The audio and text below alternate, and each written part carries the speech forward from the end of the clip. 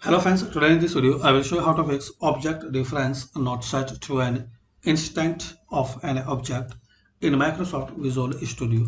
So firstly open Microsoft Visual Studio, type here Visual,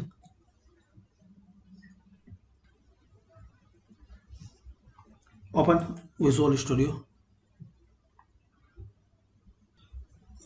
First thing you have to do, click on help and check for updates.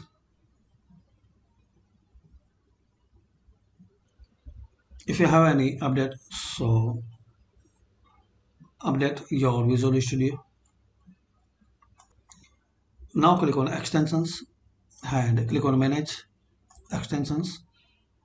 Here click on update. If you see any update available, so update your extensions, then close it.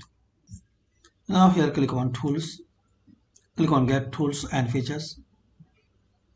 You will find any tools.